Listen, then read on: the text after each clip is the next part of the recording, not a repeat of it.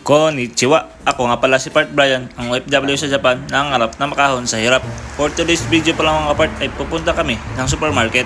Bibili ako ng aking mga pagkain, good for 1 week. At ang plano ko talaga ay magkilaw ng isda. Na-miss ko na kasi magkilaw ng isda sa probinsya. Yan talaga yung pinakapaborito kong ulam mga kapart, ang kinilaw. Ang kasama ko talaga dito kumain ng kinilaw ay si King, kaso tulog pa. Kaya ang kasama ko na lang si Dennis. At may bilhin din daw si Dennis kaya pupunta din siya sa supermarket. Kaya kami na lang dalawa magsama ngayon. Maaga kami pumunta ng supermarket, mag-aalas 9.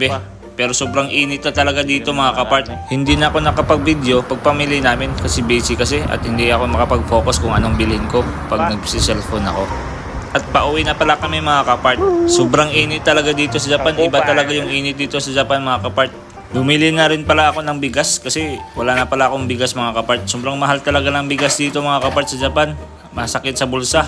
5,300 yen pala na mga kapart. Pag sa peso, 2,014 pesos mga kapart. Grabe, sobrang mahal. 8 kilos lang yan mga kapart. Grabe. Pero pag sa atin yan, makakabili ka na ng isang sako. At nakapaghiwa na rin ako mga kapart. Hiniwa ko na rin para makakain na kami. Yung binili ko na isda mga kapart, yung pang sushi. Walang boto, walang balat, kaya diretso kilaw na yan. Feel ko pag nakakain ako nito, parang nasa Pinas lang talaga ako. Sa probinsya namin, sa Leyte. Lagyan natin ng suka konti mga kapart at pigain natin para mawala konti yung langsa.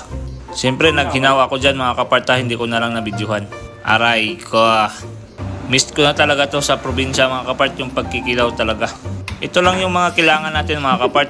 Luya at sibuyas lang mga kapart, sapat na. Kawawa talaga yung kanin dito mga kapart. Wala talagang maiiwang kanin dito mga kapart. Baka ikaw lang yung iiwan. Aray ko.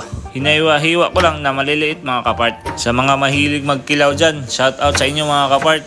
Ganyan lang, mabilis lang to gawin mga kapart. Lagay mo lang yung mga mga ingredients yan. Siyempre lagyan mo ng sili yan. Buti may sili dito mga kapart. Nabili ko pala yan sa Vietnam store mga kapart. Siyempre lagyan natin ng asin yan. At magic sarap. Wala kasi akong bitchin kaya magic sarap na lang nilalagay ko. Masarap din pala pag magic sarap. Siyempre yung pinakapanigo dyan, yung suka. Medyo iba lang yung suka nila dito mga kapart. Tingnan mo yung suka nila mga kapart. Parang kulay mantika.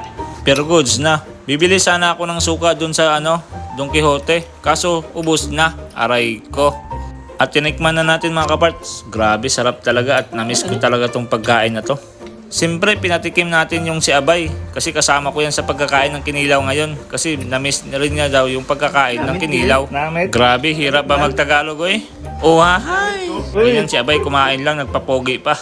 Siyempre, tapos na at kainan na. Dito na magtatapos aking video mga kapart at sanay samahan niyo ako sa aking journey dito sa Japan. Bye! At skaris sama desta!